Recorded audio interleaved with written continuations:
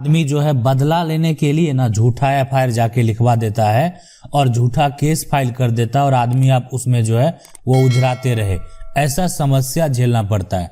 लेकिन क्या आपको पता है कि कोई व्यक्ति अगर झूठा एफआईआर दर्ज करा दिया तो आप उसको रद्द करवा सकते हैं, आपके पास ऐसा पावर है कि लेकिन कैसे, क्या प्रक्रिया है, वो प्रक्रिया समझना बेहद जरूरी है। अगर आप प्रक्रिया नहीं समझेंगे तो फिर रद्द कैसे करवाएंगे। लेकिन लोगों को नियम नहीं पता होता है और नियम जिसको नहीं पता होता है वो लाचार हो जाते हैं, उनको समझ में नहीं आता है कि क्या करें। इसलिए कि एफआईआर करने के बाद आप पर केस फाइल हो जाएगा, केस का नोटिस आ जाएगा और नोटिस का आपको जवाब देना पड़ेगा।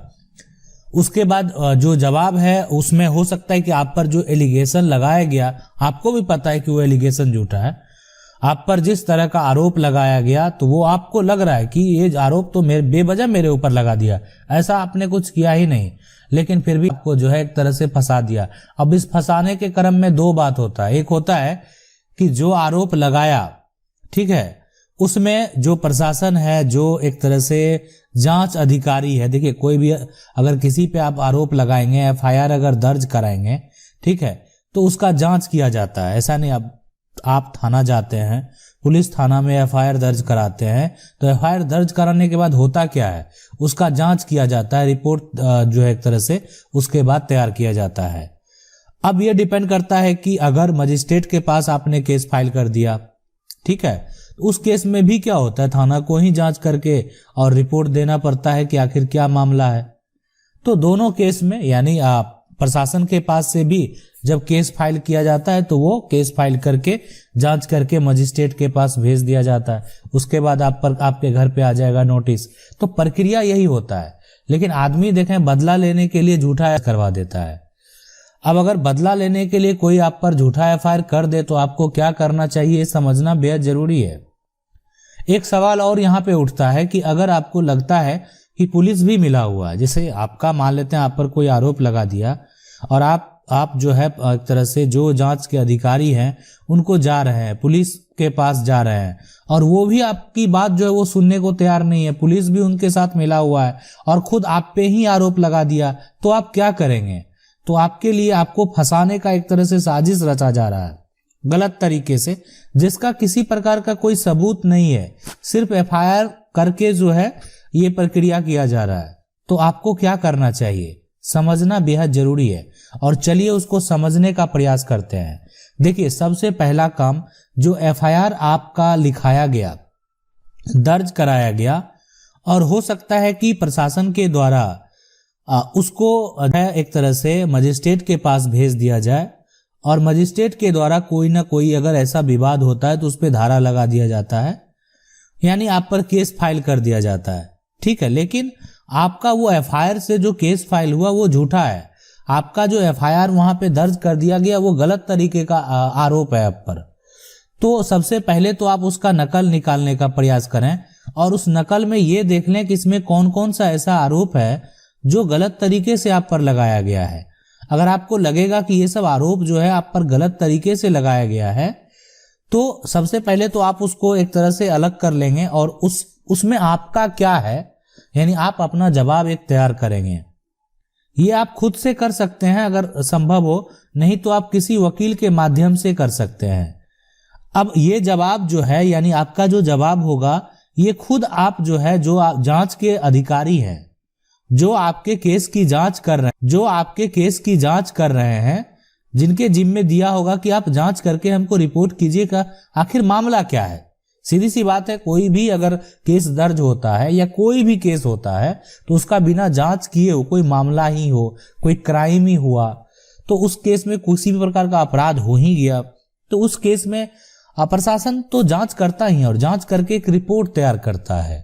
तो जिस तरीके से आप पर एफआईआर किया गया तो आप अपना जो भी आपके पास आपका अपना दलील है कि आपने जो किया नहीं किया, जैसे किया आप पर गलत किया गया, तो आप अपना एक बेहतर जवाब तैयार कर लें और यानी आप अपना जवाब को भी आप चाहे तो पुलिस को बता सकते हैं कि जो आपका केस है उस इस जवाब को भी अटैच करें। लेकिन अगर प्रशासन के द्वारा आपके जवाब को एक्सेप्ट नहीं किया जाता है, आप समझ सकते हैं कि उसके बाद आपको क्या करना चाहिए। तो अगर आपके बात को नहीं सुना जा रहा प्रशासन के पास, तो आपको ये समझ में तो आ जाना चाहिए कि हो सकता है कि प्रशासन यहाँ पे इस मामले में मिला हुआ हो, या जो दूसरे पक्ष के लोग हैं उनको सपोर्ट किया जा रहा है। तो इसमें आपको क्या करना चाहिए, ये समझने का प्रयास जरूर करेंगे। देखिए, एक ये होगा कि आपका जो जवाब आपने तैयार किया है, आप किसी वकील के माध्यम से या खुद से भी आप इस बात की सूचना या जो है प्रार्थना पत्र जो है आप एसपी को भी जरूर दें, और प्रार्थना पत्र के साथ जो आपका एक तरह से कंप्लीट आप पर जो आरोप लगाया गया और आपने जो उसका जवाब तैयार किया है वो भी जरूर वहां पे दें। और अगर आपका यहाँ नहीं लिया जा रहा है तो यहाँ पे उनसे ये आग्रह करें कि आपके जो एक तरह से जो आपका जवाब है उसको अटैच किया जाए।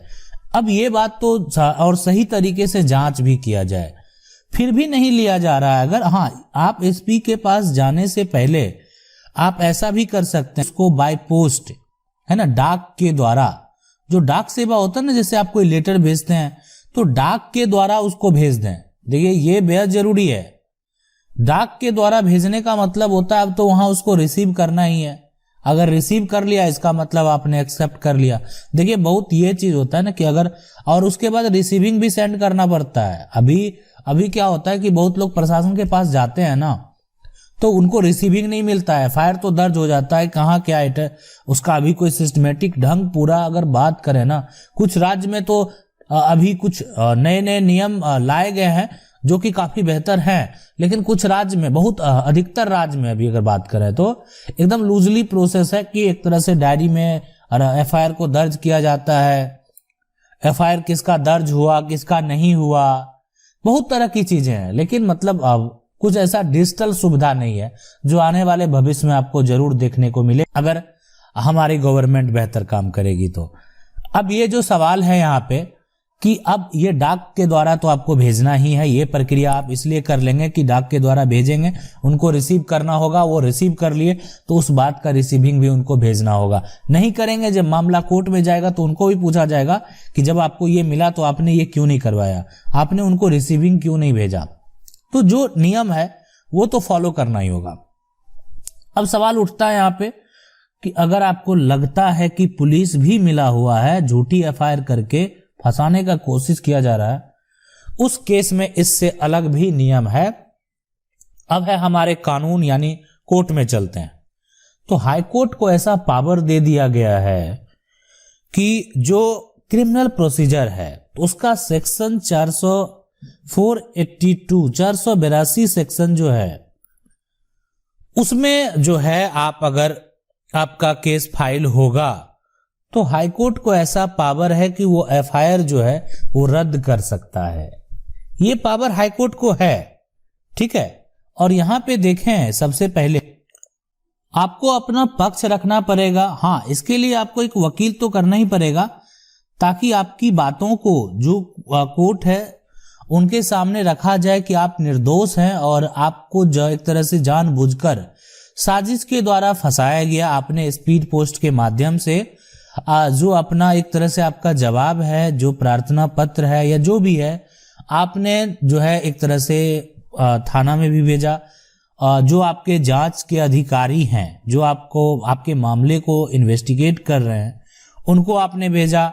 आपने इस बात की गुहार एसपी से भी लगाई, उनके द्वारा भी जांच नहीं किया गया, आप निर्दोष हैं। आपके खिलाफ किसी व्यक्ति का कोई भी गवाह नहीं लिया गया, किसी से पूछताछ नहीं किया गया, सिर्फ आप पर आरोप लगा दिया गया उनके आधार पे कि कोई व्यक्ति किसी के खिलाफ जाके कंप्लेन कर सकता, उसके लिए वो स्वतंत्र है। देखिए, लेकिन ऐसा है कि अगर गलत आप करेंगे ना तो उसके लिए भी हमारे जो यहाँ पर कानून है कि अगर आप गलत करेंगे तो फिर आपको भी दिक्कत हो सकता है, तो वैसा कानून भी अवेलेबल है। उसके बारे में भी कभी बात करेंगे कि अगर गलत कर दिया तो फिर आप उस पर क्या कर सकते हैं। अगर गलत वो साबित हो गया कि ये व्यक्ति आप पर झूठा किया है आरोप, तो मामले तो ये एक तरह से बढ़ते ही जाएंगे। लेकिन आप अपना जो ये आरोप अगर आपको लगाएगा तो आप उससे बरी हो सकते हैं। जल्द से जल्द ये एफआईआर को रद्द करवा सकते हैं, कैंसिल करवा सकते हैं अगर आप इस प्रक्रिया को फॉलो करेंगे तो। इसलिए कि हाईकोर्ट को पावर है, और अगर आपका जो भी वहां पे पक्ष आप रखेंगे, आपके पक्ष में जो भी संबंधित सबूत है वो आप वहां पे प्रस्तुत करेंगे, उसके बाद आपको किसी प्रकार का दिक्कत नहीं होगा। उस एफआईआर को जो है रद्द कर दिया जाएगा, या हो सकता है कि कुछ प्रशासन को निर्देश कर दिया जाए। जो भी है वो डिपेंड करता है कि मामला क्या है, किस तरह का मामला है, वो मामले के ऊपर पे डिपेंड करता है। आशा करता है वीडियो अच्छा लगा होगा। वीडियो अच्छा लगा वीडियो को लाइक जरूर कर दें। चैनल को पहली बार देख रहे हैं, सब्सक्राइब करके जो बेल आइकन है उसको जरूर दबा लें। मिलते हैं अगले